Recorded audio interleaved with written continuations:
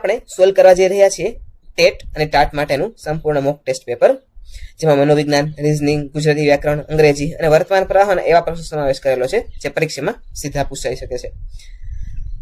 તો કોઈ પણ પ્રશ્નને સ્કીપ કર્યા વગર વિડીયો જોવાનું ચૂકશો નહીં. શરૂ કરીએ આજનો વિડીયો. આજનો પ્રથમ પ્રશ્ન,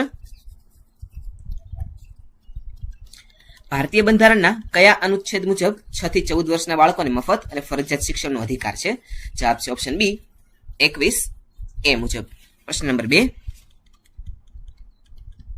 નિપુણ ભારત મિશન હેઠળ કયા ધોરણ સુધીના બાળકોમાં પાયાની સાક્ષરતાનો લક્ષ્યાંક છે? જવાબ છે ઓપ્શન સી ધોરણ 3. પ્રશ્ન નંબર 3, નવી શિક્ષણ નીતિ 2020 મુજબ કયા વર્ષ સુધીમાં 100% ગ્રોસ એનરોલમેન્ટ રેશિયો પ્રાપ્ત કરવાનું લક્ષ્ય છે? જવાબ છે ઓપ્શન બી 2030. પ્રશ્ન નંબર 4, વિદ્યાલક્ષ્મી બોન્ડ યોજનાનો મુખ્ય હેતુ શું છે? જવાબ છે ઓપ્શન બી કન્યા કેળવણી અને ડ્રોપ આઉટ ઘટાડવું. પ્રશ્ન નંબર 5, બંધારણની કઈ અનુસૂચિમાં માન્ય 22 ભારતીય ભાષાનો ઉલ્લેખ કરવામાં આવ્યો છે? જવાબ છે ઓપ્શન બી 8મી અનુસૂચિમાં. પ્રશ્ન નંબર 6, ગુજરાતમાં પ્રાથમિક શિક્ષણની ગુણવત્તા સુધારવા માટે ગુણોત્સવ કાર્યક્રમની શરૂઆત કયા વર્ષમાં થઈ હતી? તો જવાબ છે ઓપ્શન બી 2009માં ગુણોત્સવ કાર્યક્રમની શરૂઆત થઈ હતી. પ્રશ્ન નંબર 7, ભારતમાં રાષ્ટ્રીય શિક્ષણ દિવસ કઈ તારીખે ઉજવવામાં આવે છે? જવાબ છે ઓપ્શન બી 11 નવેમ્બરના રોજ ભારતમાં રાષ્ટ્રીય શિક્ષણ દિવસ ઉજવવામાં આવે છે. પ્રશ્ન નંબર 8, કયા બંધારણીય સુધારા દ્વારા શિક્ષણ વિષયને રાજ્ય યાદીમાંથી ખસેડી સંયુક્ત યાદીમાં મૂકવામાં આવ્યો? તો જવાબ છે 42માં સુધારામાં શિક્ષણ વિષયને રાજ્ય યાદીમાંથી ખસેડીને સંયુક્ત યાદીમાં મૂકવામાં આવ્યો. પ્રશ્ન નંબર 9, દીક્ષા પોર્ટલનું પૂરું નામ શું છે? જવાબ છે option A digital infrastructure four knowledge sharing. પ્રશ્ન નંબર 10, આરટીઈ એક્ટ 2009 મુજબ ખાનગી શાળાઓમાં નબળા વર્ગના બાળકો માટે કેટલી બેઠકો અનામત હોય છે? તો જવાબ છે 25% નબળા વર્ગના બાળકો માટે બેઠકો છે તે અનામત હોય છે. પ્રશ્ન નંબર 11, જી શાળા એપ્લિકેશનનું સાચું નામ જણાવો. તો જવાબ છે option A Gujarat student holistic adaptive learning app. પ્રશ્ન નંબર 12, સ્વતંત્ર ભારતના પ્રથમ શિક્ષણ મંત્રી કોણ હતા? તો સ્વતંત્ર ભારતના પ્રથમ શિક્ષણ મંત્રી જવાબ છે ઓપ્શન સી મૌલાના અબુલ કલામ આઝાદ હતા. પ્રશ્ન નંબર 13, રાષ્ટ્રીય શિક્ષણ નીતિ 2020 મુજબ કયા ધોરણથી ઇન્ટર્નશીપ સાથે વ્યાવસાયિક શિક્ષણ શરૂ થશે? જવાબ છે ઓપ્શન બી ધોરણ 6. તો ધોરણ 6 થી ઇન્ટર્નશીપની સાથે વ્યાવસાયિક શિક્ષણ પણ શરૂ થશે. પ્રશ્ન નંબર 14, ગુજરાતમાં શાળા પ્રવેશોત્સવ અને કન્યા કેળવણી રથયાત્રાના પ્રણેતા કોણ છે? જવાબ છે ઓપ્શન બી નરેન્દ્રભાઈ મોદી. તેણે શાળા પ્રવેશોત્સવ અને કન્યા કેળવણી રથયાત્રાની શરૂઆત કરેલી છે. પ્રશ્ન નંબર 15, શિક્ષણનો અધિકાર કાયદો ભારતમાં કઈ તારીખથી અમલી બન્યો? જવાબ છે એપ્રિલ 2010 થી આરટીઈ નો કાયદો ભારતમાં અમલી બન્યો. પ્રશ્ન નંબર 16, સમગ્ર શિક્ષા અભિયાનમાં કયા 3 પૂર્વવર્તી અભિયાનો સમાવિષ્ટ છે? જવાબ છે સમગ્ર શિક્ષા અભિયાનની અંદર SSA, RMSA અને TE એ 3 પૂર્વવર્તી અભિયાનો સમાવિષ્ટ છે. પ્રશ્ન નંબર 17,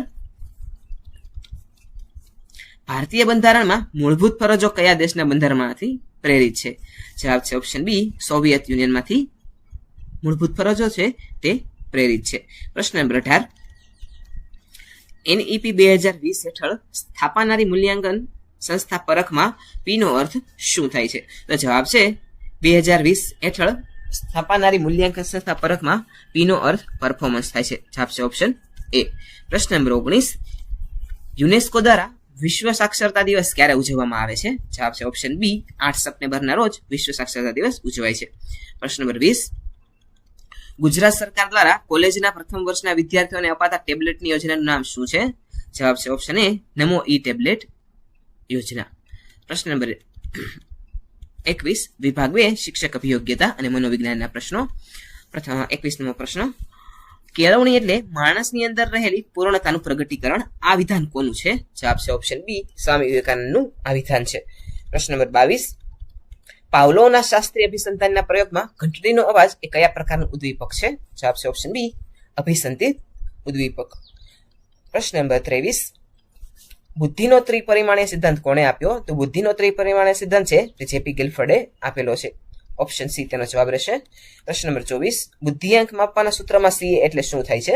તો જવાબ છે બુદ્ધિઆંક માપવાના સૂત્રમાં સીએ એટલે થાય છે ક્રોનોલોજીકલ એજ. જવાબ છે ઓપ્શન બી. પ્રશ્ન નંબર 25. સ્કિનરના મતે કયા પ્રકારનું પ્રબલન વર્તન પરિવર્તનમાં સૌથી વધુ અસરકારક છે? તો જવાબ છે ઓપ્શન બી, હકારાત્મક પ્રબલન તે સૌથી વધુ અનિવાર્ય છે. પ્રશ્ન નંબર 26. જીન પિયાજેના મતે બાળક કઈ અવસ્થામાં પદાર્થ સાતત્ય સમજવા લાગે છે? તો જવાબ છે ઓપ્શન એ, સાંવેદનિક ગતિગામી અવસ્થા દરમિયાન બાળક છે તે પદાર્થ સાતત્યને સમજવા લાગે છે. પ્રશ્ન નંબર 27. પ્રયત્ન અને ભૂલ દ્વારા શિક્ષણનો સિદ્ધાંત કોણે પ્રતિપાદિત કર્યો છે? જવાબ છે ઓપ્શન એ, E.L. થોર્નડાઇકે. પ્રશ્ન નંબર 28. કોહલરે આંતરસૂચના પ્રયોગમાં કયા નામના ચિમ્પાન્જીનો ઉપયોગ કર્યો હતો? તો કોહલરે જે ચિમ્પાન્જીનો ઉપયોગ કર્યો હતો તેનું નામ હતું સુલતાન. પ્રશ્ન નંબર 29. પ્રોજેક્ટ પદ્ધતિના સાચા પ્રણેતા કોણ માનવામાં આવે છે? તો પ્રોજેક્ટ પદ્ધતિના સાચા પ્રણેતા છે તે છે W.H. કિલપેટ્રિક. ઓપ્શન બી તેનો જવાબ રહેશે. પ્રશ્ન નંબર 30. બાળકના વિકાસ પર સૌથી વધુ અસર કોની હોય છે? તો બાળકના વિકાસ પર સૌથી વધુ અસર છે તે વારસો અને વાતાવરણની આંતરક્રિયાની રહેલી હોય છે. જવાબ છે ઓપ્શન સી. પ્રશ્ન નંબર 31. વ્યક્તિત્વ માપન માટેની રોશાની શાહીના ડાઘાની કસોટી કોણે વિકસાવી હતી? જવાબ છે ઓપ્શન એ, હર્મન રોશા નામના વૈજ્ઞાનિકે. પ્રશ્ન નંબર 32. હોરવાર્ડ ગાર્ડનર એ બુદ્ધિના કેટલા પ્રકારો દર્શાવ્યા છે? જવાબ છે ઓપ્શન સી, 8 પ્રકારના પ્રકારો. પ્રશ્ન નંબર 33. શિસ્ત પાલન માટે એક આદર્શ શિક્ષકે કયો માર્ગ અપનાવવો જોઈએ? તો જવાબ છે ઓપ્શન સી, પ્રેમ અને સમજાવટ દ્વારા આત્મશિસ્ત.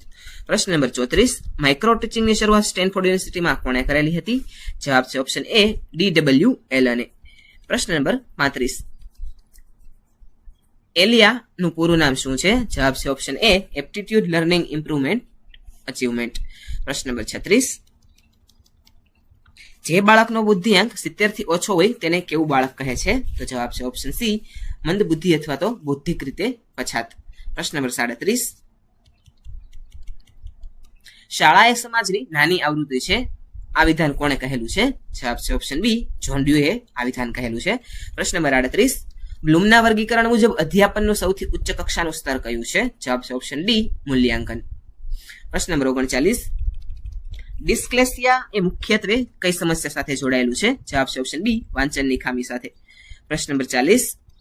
ક્રમબદ્ધ અભિક્રમિત અધ્યયનના પ્રણેતા કોણ છે? જવાબ છે ઓપ્શન એ, B.F. સ્કિનર છે તે તેના પ્રણેતા છે. પ્રશ્ન નંબર 41.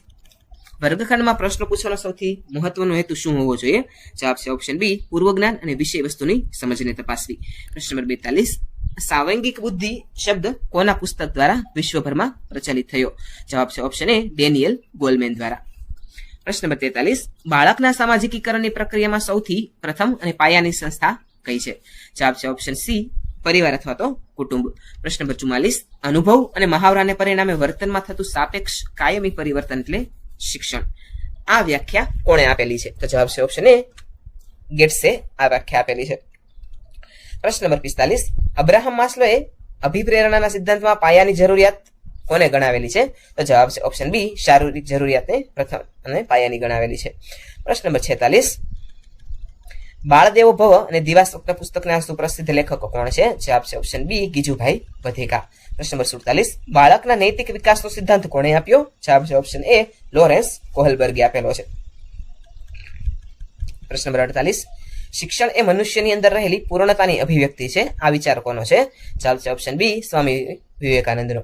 પ્રશ્ન નંબર 49. કઈ શિક્ષણ પદ્ધતિમાં નિયમ પરથી ઉદાહરણ તરફ જવામાં આવે છે? જવાબ છે ઓપ્શન એ, નિગમન પદ્ધતિમાં.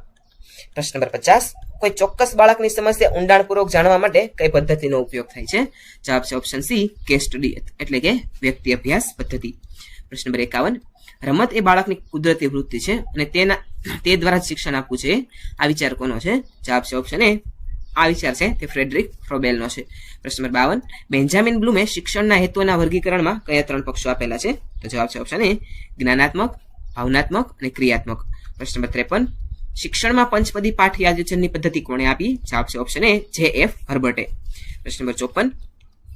મૂલ્યાંકનમાં જ્યારે કોઈ કસોટી જે માપવા માટે રચાઈ હોય તે જ માપે તેને શું કહે છે? જવાબ છે ઓપ્શન બી યથાર્થતા. પ્રશ્ન નંબર 55 કિન્ડરગાર્ટન શબ્દનો જર્મન ભાષામાં અર્થ શું થાય છે? તો જવાબ છે ઓપ્શન બી બાળકોનો બગીચો. હવે જોઈએ વિભાગ નંબર 3 તાર્કિક અભિયોગ્યતા. પ્રશ્ન નંબર 56 શ્રેણી પૂર્ણ કરો. 5, 11, 23, 47, 95 ત્યારબાદ શું આવશે? તો જવાબ છે ઓપ્શન બી 191. પ્રશ્ન નંબર 57 જો એપલ શબ્દનો અક્ષરોનો સરવાળો 50 થતો હોય તો ઓરેન્જ શબ્દના અક્ષરોનો સરવાળો કેટલો થાય? જવાબ છે ઓપ્શન સી 60. પ્રશ્ન નંબર 58 પિતાની હાલની ઉંમર પુત્ર કરતા બમણી છે. 10 વર્ષ પહેલા પિતાની ઉંમર 3 ગણી હતી તો પુત્રની હાલની ઉંમર કેટલી હશે? જવાબ છે ઓપ્શન બી 20 વર્ષ.